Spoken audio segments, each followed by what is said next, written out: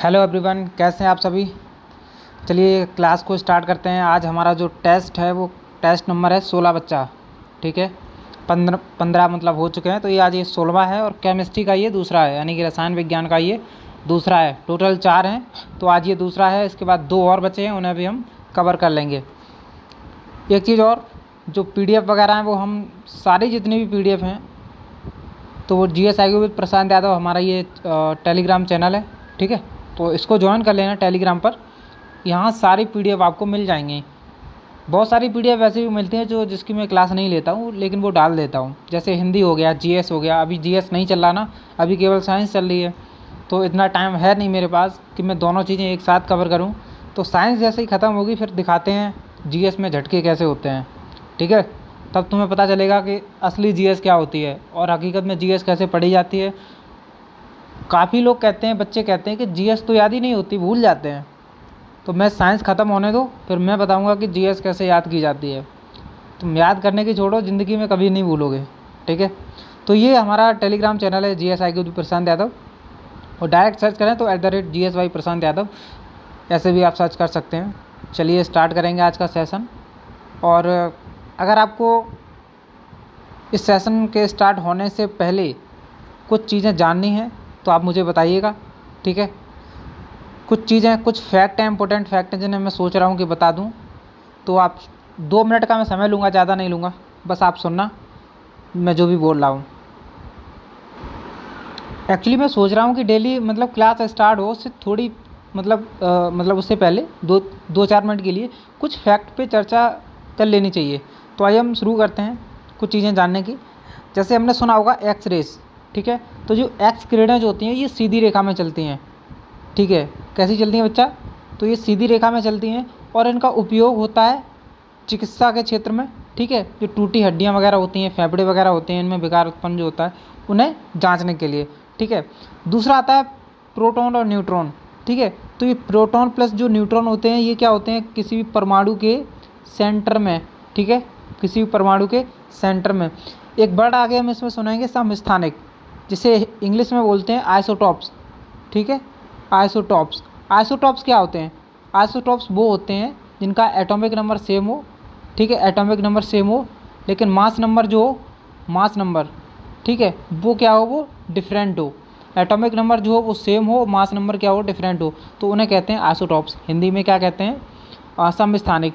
Isobar जो होता है समवारिक, इसका बिल्कुल अपोजिट होता है। इसमें एटॉमिक नंबर तो अलग होगा, लेकिन मास नंबर या द्रव्यमान जो संज्ञा हम बोलते हैं वो सेम हो जाएगी। ठीक है, अच्छा, एक चीज़ हम बहुत पढ़ते हैं, मोल। और क्वेश्चन पूछा जाता है कई बार छोटे एग्जामों में, जैसे SSC GD हो गया, पुलिस हो गया, तो उसमें पूछ लेता है जब साइंस का क्वेश्चन आता है कि 1 मोल बराबर क्या होता है। तो 1 मोल बराबर होता है बच्चा 6.022 इंटू 10⁻23। ठीक है, अणु इतने के बराबर होता है 1 मोल। ठीक है, एक क्वेश्चन बहुत सरल सा कि वायुमंडल में नाइट्रोजन कितनी है? तो वायुमंडल में जो नाइट्रोजन है बताइएगा जल्दी फटाफट, कितनी नाइट्रोजन है? हाँ, 76 मत बोलना, वो सॉरी 46 मत बोलना। 46% जो नाइट्रोजन होती है वो यूरिया में होती है। ठीक है, तो वायुमंडल में जो नाइट्रोजन है वो कितनी है? 78%। ठीक है, 78%। अच्छा, कार्बन डाइऑक्साइड के बारे में बहुत सुनते हैं, तो इसका यूज़ क्या है? आग बुझाने के काम आती है। ठीक है, जो आग लग जाती है कभी कहीं तो देखा होगा, तो CO2 का हम उसमें इस्तेमाल करते हैं। अच्छा, कुछ चीज़ें जैसे ऑक्सीजन के बारे में जान लो। ऑक्सीजन क्या होता है? ठीक है, ऑक्सीजन O2। तो ऑक्सीजन जो होता है वो एक रंगहीन, गंधहीन और स्वादहीन गैस है। ठीक है, इसके बारे में बस इतना ही अभी जानो, आगे आएगा तब मैं बताऊंगा बहुत अच्छे से डिटेल में। ठीक है, LPG के बारे में हमने सब सुना होगा। ठीक है, LPG के बारे में, लिक्विड पेट्रोलियम गैस, ये कैसे बनता है, कैसे बनता है। ठीक है, आगे क्वेश्चन भी आएगा इसके बारे में, तो हम तभी चर्चा कर लेंगे। अच्छा, हीरे का गलनांक बताइएगा। हीरे का गलनांक, हीरा सुना है ना? हीरे का जो गलनांक होता है बच्चा वो होता है 3500 डिग्री सेल्सियस से भी अधिक होता है। 3500 डिग्री सेल्सियस से भी अधिक होता है हीरे का गलनांक। ठीक, और कुछ चीज़ें जानने की कोशिश करेंगे, जैसे एक आता है कैसनी। कैसनी क्या होता है? कैसनी, तो ये कैसनी होता है, ये दूध में पाया जाने वाला एक प्रोटीन है। ठीक है, ये किस में पाया जाता है? दूध में पाया जाता है कैसनी, और ये क्या होता है? ये प्रोटीन होता है। ठीक, इतना जानेंगे। अच्छा, उसके बाद में कुछ चीज़ें और जानने की कोशिश करेंगे। एवोगाड्रो संख्या एक पूछी जाती है, बहुत बार पूछी जाती है एवोगाड्रो संख्या। तो एवोगाड्रो संख्या कितनी होती है? 6.023 इंटू 10⁻23। ठीक है, ये एवोगाड्रो संख्या होती है, पूछ लिया जाता है। पॉलीथीन तो हमने सुना ही है कि पॉलीथीन जो मतलब प्लास्टिक वाली होती है, तो इसको बनाने में किसका प्रयोग किया जाता है, किस गैस का? तो एथिलीन का यूज करते हैं। ठीक है, एथिलीन, फॉर्मूला C2H4। ठीक है, एथिलीन का प्रयोग करते हैं पॉलीथीन को बनाने में। चलिए बच्चा आगे देखेंगे, कुछ और चीज़ें जानेंगे। D2O हम जानते हैं। ठीक है, D2O इसको हम भारी जल कहते हैं। ठीक, उसके बाद में आ जाते हैं हम थोड़ा नियॉन की तरफ। नियॉन एक गैस होती है ना, हम सब जानते हैं नियॉन जो गैस होती है, इसका यूज़ करते हैं जो ट्यूबों के ऊपर हम जो विज्ञापन वगैरह कुछ करवाते हैं, तो उसके लिए यूज़ करते हैं नियॉन का। ठीक है, और सिलिकॉन का हम नॉर्मली जानते हैं, सिलिकॉन एक मतलब इलेक्ट्रॉनिक चिप्स होती है। ठीक है, मतलब इलेक्ट्रॉनिक चिप्स बनाने के लिए हम किसका इस्तेमाल करते हैं? तो वो हम सिलिकॉन का करते हैं। और उसके बाद में अगर हम देखेंगे थोड़ा बेरियम के बारे में, तो बेरियम क्या होता है? आतिशबाजी अगर आपने कभी चलती हुई देखी होगी तो उसमें हरा रंग दिखाई देता है। आतिशबाजी में जो ग्रीन कलर है वो आपको दिखाई देगा, तो वो होता है बेरियम के कारण। ठीक है, इसके बेरियम के कारण। ठीक, आगे थोड़ा और बढ़ेंगे तो हम जानने की कोशिश करेंगे सिल्वर ब्रोमाइड की। तो फोटोग्राफी में तो हम बता चुके हैं सिल्वर ब्रोमाइड के बारे में कि फोटोग्राफी में, ठीक है, इसका इस्तेमाल किया जाता है सिल्वर ब्रोमाइड का। और कुछ चीज़ें जैसे नाइट्रस ऑक्साइड हो गया, तो इसको हम लाफिंग गैस कहते हैं। इसका जो फार्मूला होता है वो होता है N2O। ठीक है, लाफिंग गैस ऐसे कहते हैं इसको, मतलब सुंघा दो तो हंसी आती है। शुद्ध सोने की बात करें तो शुद्ध सोने में कितना होता है? 24 कैरेट। ठीक है, अच्छा हीरा बताओ कितने कैरेट होता है? शुद्ध हीरा कितना कैरेट होता है? कमेंट बॉक्स में बताओ आप। ठीक है, और कुछ अगर जानने की कोशिश करेंगे तो हम बता सकते हैं कि सबसे जो उत्तम कोयला होता है वो कौन सा होता है? सबसे उत्तम कोयला, तो सबसे उत्तम कोयला एंथ्रेसाइट को कहते हैं। और इसमें लगभग कार्बन की जो मात्रा होती है वो 96% होती है। ठीक है, एंथ्रेसाइट। ठीक, अच्छा मैं बोल रहा हूँ उसको समझना, ये जो लिख रहा हूँ शायद इसको समझ में ना आए, अभी थोड़ी समस्या है, 2-4 दिन में सही हो जाएगी। ठीक है, आगे देखेंगे कुछ फास्फोरस के बारे में बात करेंगे। तो फास्फोरस को हम नॉर्मली हम ओपन एनवायरनमेंट में नहीं रखते हैं। ठीक है, या तो पानी में डुबा के या मिट्टी के तेल में हम इसको रखते हैं डुबा के, क्योंकि ये मोर रिएक्टिव होता है। ठीक है, ये ऑक्सीजन के साथ तुरंत रिएक्शन कर लेता है और आग लग जाती है उससे, इसीलिए हम क्या करते हैं इसको मिट्टी के तेल में या फिर जल में डुबा के हम इसको रखते हैं। पानी का क्वथनांक अगर कोई पूछता है तो पता ही है 100 डिग्री सेल्सियस होता है। ठीक है, अच्छा परम शून्य ताप पढ़ते हैं, तो परम शून्य जो ताप होता है वो कितना होता है? -273 डिग्री सेल्सियस। ठीक, ऐसी कुछ चीज़ें हैं जो हम जानने की कोशिश करेंगे, डेली 2-4 मिनट का समय लिया करेंगे। ठीक है, तो चलिए आज हम शुरुआत करते हैं। एक लास्ट चीज़ और मैं बता दूं, हमारी शायद इस क्लास में आ जाएगा तो इसलिए मैं ज़रूरी समझा। वाटर का pH मान कितना होता है? पानी का pH मान होता है बच्चा 7। ठीक है, pH स्केल जब हम पढ़ते हैं ना, तो क्या होता है कि 7 से जितने भी कम होता है, जैसे 6 हो गया, 5 हो गया, माइनस में इधर आएगा। ठीक है, तो ये सारे जो होंगे वो मीठे होंगे। ठीक है, चलिए हम आगे बात कर लेंगे क्लास में ही। तो शुरू करते हैं हम आज का सेशन। चलिए पहला क्वेश्चन हमारे सामने है, निम्न में से कौन सबसे स्थायी तत्व है? तो सबसे स्थायी तत्व इसमें आइसोप्रीन, यानी कि ऑप्शन, 1 मिनट, चलिए तो माफ़ कीजिए, इसका सही आंसर जो है वो बी हो जाएगा, ऑप्शन बी, सीसा। ठीक है, दूसरा क्वेश्चन है, अक्रिय गैसों की खोज किसने की थी? तो रैमजे ने की थी अक्रिय गैसों की खोज, रैमजे। और अक्रिय गैसें होती क्या है? जैसे हीलियम हो गया, नियॉन हो गया, आर्गन हो गया, क्रिप्टॉन हो गया, जीनॉन हो गया, तो ये सारे क्या हैं? ये अक्रिय गैसें हैं। और ये जो होती हैं वो फ्री स्टेट में पाई जाती हैं, मुफ्त, जिसे कहते हैं हम हिंदी में कह सकते हैं मुफ्त अवस्था में। ठीक है, फ्री स्टेट, हिंदी उतनी ठीक नहीं है शायद। ठीक है, मुफ्त अवस्था में पाई जाती हैं। क्वेश्चन नंबर 3 देखेंगे, खाना बनाते समय यानी खाना को पकाते समय सर्वाधिक मात्रा में जो नष्ट होता है वो क्या होता है? तो वो विटामिन होता है। ठीक है, विटामिन जो होता है, लॉस ऑफ विटामिन होता है। और पीले फास्फोरस है उसको रखा जाता है, तो इसको हम जल में रखते हैं। अभी थोड़ी देर पहले हमने डिस्कस किया था। क्वेश्चन नंबर 5, कौन सी गैस चांदी की सतह को काला कर देती है? तो 4 ऑप्शन है, आपको बताना है।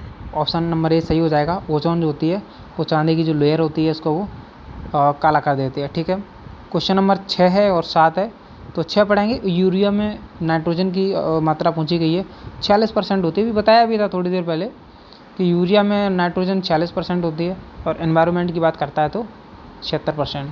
ठीक, मूंगफली के तेल में जो हाइड्रोजनीकरण होता है, तो उसमें प्रयुक्त जो उत्प्रेरक है वो क्या है? निखिल होता है उसमें। ठीक है, ऑप्शन जो ए है इसका सही आंसर हो जाएगा। आगे देखेंगे, आतिशबाजी में लाल रंग जो है किस मूलक के कारण होता है? तो ये भी बताया था थोड़ी देर पहले, स्ट्रोंशियम।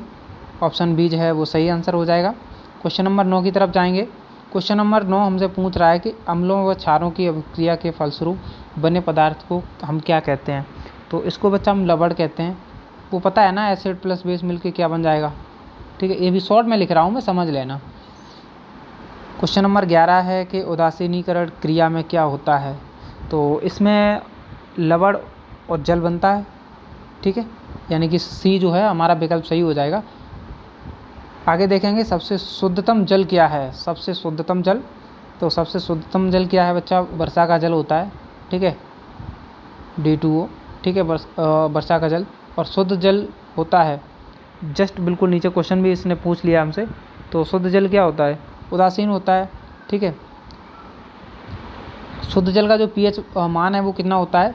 तो वो 7 होता है, अभी बताया था। ठीक है, थोड़ी देर पहले। आगे देखेंगे, मलेरिया परजीवी को नष्ट करने में प्रयुक्त जो औषधि है वो कौन सी है? क्वेश्चन नंबर 13 है और इसका सही आंसर क्लोरोक्विन होता है। ठीक है, क्लोरोक्विन का इस्तेमाल किया जाता है। एस्पिरिन और मॉर्फिन, ये तो कल भी बताया था कि दर्द निवारक एक तरीके से इनका काम है, दवाएं हैं, और उनका इस्तेमाल उसी में किया जाता है। ठीक है, अगला क्वेश्चन देखेंगे कि किसमें कार्बन की प्रतिशत मात्रा जो है वो सबसे अधिक होती है? तो बच्चा जो ढलवा लोहा होता है, ठीक है, इसमें सबसे ज़्यादा मात्रा होती है। क्वेश्चन नंबर हम देखेंगे 15 नंबर क्वेश्चन हमसे पूछ रहा है कि आदर्श गैस की आंतरिक ऊर्जा जो है वो किस पर निर्भर करती है? आदर्श गैस की जो आंतरिक ऊर्जा होती है वो डिपेंड करती है टेम्परेचर पे। एक चीज़ और बता दूं, इसमें एक रिलेशनशिप होता है। आदर्श गैस, पहले इसका जो फार्मूला होता है वो पूछा जाता है काफ़ी बार। तो फार्मूला होता है PV=nRT। एन स्मॉल होती है और बाकी ये कैपिटल होते हैं। PV=nRT फार्मूला होता है। एनर्जी होती है ना, ऊर्जा का जो सीधा संबंध होता है वो ताप से होता है। यही इस क्वेश्चन का मतलब है। कुकिंग गैस जो है मिश्रण है किसका? तो कुकिंग गैस क्वेश्चन नंबर 16 है। ये तो बहुत सरल सा क्वेश्चन है, और इसमें सही आंसर क्या हो जाएगा? डी हो जाएगा, ब्यूटेन और प्रोपेन का। फार्मूला बताइएगा ज़रा ब्यूटेन और प्रोपेन का सॉरी। क्वेश्चन नंबर 17 हमसे पूछा गया कि सबसे कठोर पदार्थ कौन सा है? अगर थोड़ा मैं जल्दी बोल रहा हूँ ना तो प्लेबैक में जाना और उसमें स्पीड थोड़ी कम कर लेना। सबसे कठोर पदार्थ हमसे पूछा गया है, तो सबसे कठोर पदार्थ हीरा है। एक्चुअली क्या है कि टाइम ज़्यादा बर्बाद ना हो, वो सबसे अच्छी चीज़ है। ऑक्सीजन के समस्थानिकों की संख्या पूछी गई है, कितनी है? तो 2 है। ऑक्सीजन का एटॉमिक नंबर तो पता होगा ना, कितना होता है? 6। ये जो होता है वो इसके आटम और सेल में इलेक्ट्रॉन होते हैं, और 2 इलेक्ट्रॉन बाहर होते हैं, तो टोटल कितना हो गया? 8। एटॉमिक नंबर इसका कितना होता है बच्चा? 8 होता है।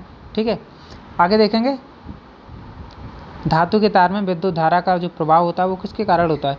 देखिए, अगर इसमें आयन न होता तो हो सकता है हम इसके बारे में सोच सकते थे, लेकिन यहाँ आयन ऑप्शन में है, इसलिए सही आंसर जो है वो सी हो जाएगा। ठीक है, आयन्स होते हैं और जिन्हें हम कहते हैं फ्री चार्ज पार्टिकल्स, इंग्लिश में कहते हैं फ्री चार्ज पार्टिकल्स।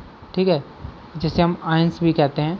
तो ठीक है, इन्हीं की वजह से क्या होता है कि जो तार वगैरह होता है उसमें जो करंट होता है वो फ्लो करता है। क्वेश्चन नंबर हमसे पूछा गया है 20, जल सीसा का जो रासायनिक सूत्र है वो क्या है? अच्छा क्वेश्चन है, बताइएगा। Question number 20, Na2SiO3। ठीक है, फर्स्ट जो है वो आंसर हो जाएगा। ड्यूटेरियम के नाभिक में क्या होता है?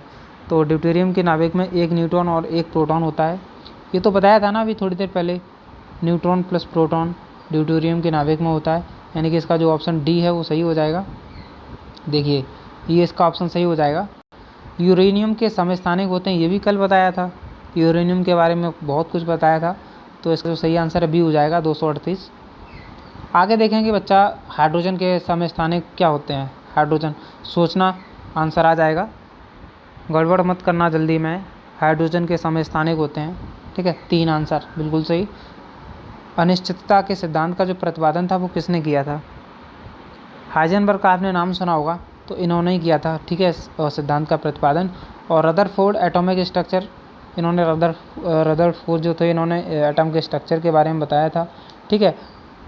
आइंस्टीन के बारे में तो आपने पढ़ा ही होगा, प्रकाश विद्युत ऊर्जा का जो सिद्धांत था वो दिया था आइंस्टीन ने।